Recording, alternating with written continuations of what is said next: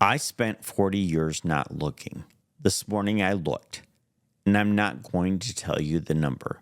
Not because I'm protecting myself, because my number's not your number, and the second I say it out loud, this stops being about you and starts being arithmetic about a stranger.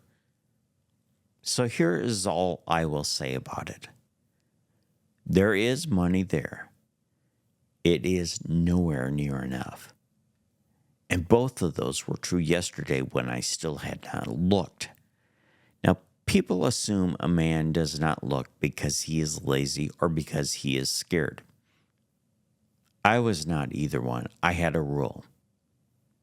The rule was, when I make more than I spend, I will start. That is a reasonable sounding sentence, and it is a trap. It puts the start behind a door that opens on its own. And the door never opens on its own.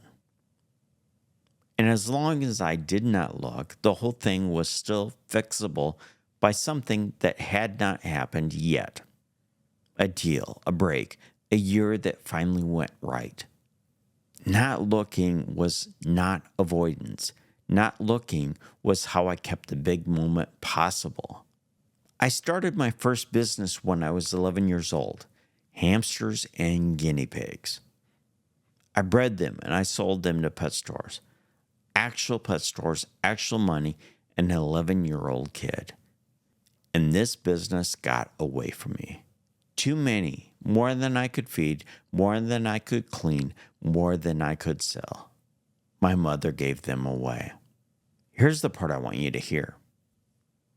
I do not remember the day. I could not tell you what she said or where I was standing. I do not think it even hurt. I think it might have been a relief. Nothing was decided. Nothing was judged. It just stopped and I moved on to the next thing. I have done that my whole life. Nothing ever gets to finish because finishing is where it gets looked at. So this morning I went and found out. It took about 15 minutes. It cost nothing. Nobody had to give me permission. There was no phone call I had to make and no appointment I had to wait 3 weeks for. It was a statement, a calculator, and a total. 15 minutes against 40 years. And here is what I did not expect. Nothing happened. It did not fall apart. The room did not change. I got up and I made breakfast, and the number was still the number, and I was still standing in my kitchen.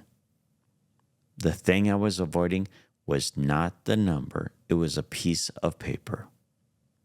40 years of flinching from a piece of paper. I am not going to tell you what to do about your money. I would not know what to tell you. I do not know what to do about mine. That is not me being modest. I'm the guy who's late. If you want a plan, there are people with credentials, and I am not one of them.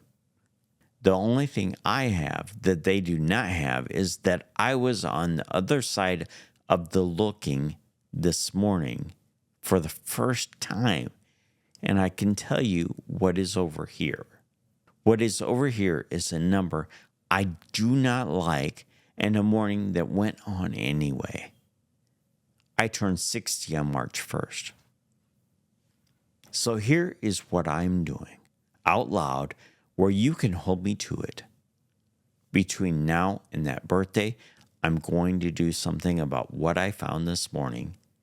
And on March 1st, I'm coming back to this channel and telling you what it was and whether it worked. I don't know yet what it is.